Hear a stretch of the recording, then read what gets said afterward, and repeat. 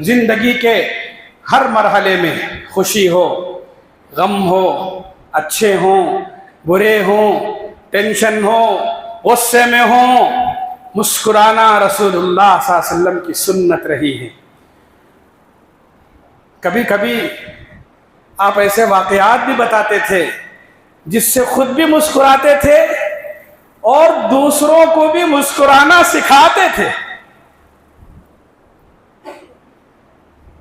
حدیث میں آتا ہے، آپ نے ایک مرتبہ ایک ایسا قصہ سنایا جسے سناتے سناتے آپ بھی ہنس پڑے، مسکرا پڑے اور صحابہ بھی مسکرا پڑے۔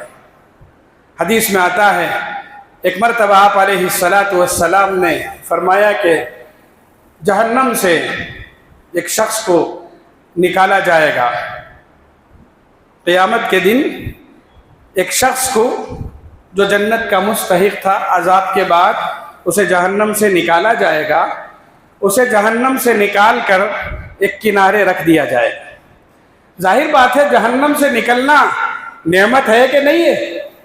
وہاں کے عذاب سے بچ جانا، اس آگ اور اس گرمی سے بچ جانا خوش قسمتی ہی ہے۔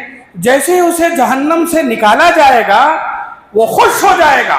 رسول اللہ صلی اللہ علیہ وسلم فرماتے ہیں وہ خوش ہو جائے گا اور خوش ہو کر یہ کہے گا میرے سے زیادہ خوش نصیب اس وقت کوئی نہیں ہے۔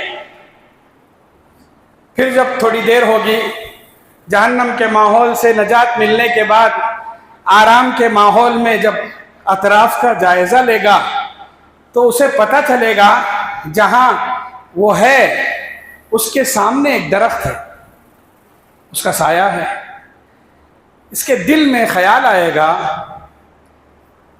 کاش مجھے یہاں رکھنے کے بجائے اس درخت کے نیچے جگہ مل جائے۔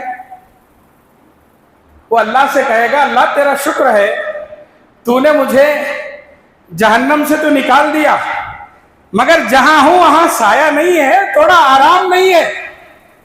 یہ جو درخت نظر آ رہا ہے اللہ مجھے اس درخت تک پہنچا دے۔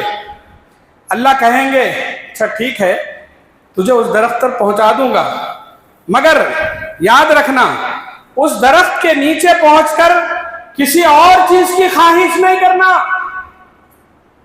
وہ کہے گا اللہ نہیں نہیں نہیں نہیں یہ جگہ مناسب نہیں ہے، وہاں بھیج دیجئے، میں کچھ نہیں مانگوں گا۔ کہا وعدہ؟ کہا اللہ وعدہ نہیں، میں اب کچھ نہیں مانگوں گا۔ اللہ اسے یہاں سے ہٹا کر اس درخت کے نیچے پہنچا دیں گے، خوش ہوگا، ٹھنڈا سایہ، اب کچھ نعمتیں، خوش ہو جائے گا۔ ذرا تھوڑی دیر کے بعد اطراف نظر پڑے گی، ایک اور درخت نظر آئے گا اسے۔ وہ دیکھے گا وہ درخت اس درخت سے اچھا رہے گا، یہاں جو سہولیات ہیں اس سے زیادہ سہولیات وہاں ہیں۔ وہ اللہ سے کہے گا اللہ اس درخت سے بہتر وہ درخت ہے، وہاں چلا جاتا۔ اللہ کہیں گے وہاں پہنچا دوں گا، مگر کیا وعدہ کرو گے کہ وہاں پہنچنے کے بعد کچھ اور نہیں مانگو گے؟ کہا اللہ نہیں نہیں وعدہ کرتا ہوں میں نہیں مانگوں گا۔ اللہ کہیں گے جاؤ اس درخت کے پاس۔ جب اس درخت کے پاس پہنچے گا اسے پتہ چلے گا سامنے ایک اور درخت ہے جو ان دو درختوں سے زیادہ اچھا ہے، وہاں زیادہ سہولیات ہیں، وہاں زیادہ نعمتیں ہیں۔ وہ اللہ سے کہے گا اللہ یہ کہاں، وہ درخت کہاں، میں وہاں چلے جاتا ہوں۔ اللہ سے پھر وعدہ کرے گا، وہ پھر اس درخت پر پہنچے گا، اور جب وہاں وہ پہنچے گا تو وہ ایسی جگہ ہوگی جہاں جنت کا دروازہ قریب رہے گا، اور وہ اس درخت کے پاس پہنچنے کے بعد اسے معلوم ہوگا ارے یہ تو جنت کے قریب کا درخت ہے، جنتیوں کے بات چیت کرنے کی آواز اسے آئے گی۔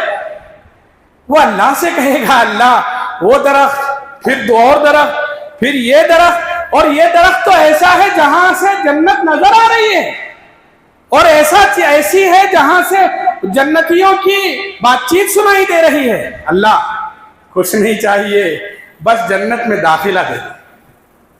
اللہ اس موقع پر کہیں گے بندے کیا تو یہ چاہتا ہے کہ جو جس زمین جس دنیا سے تو آیا تھا اس کے برابر اور اس سے بڑی سلطنت تجھے دے دوں؟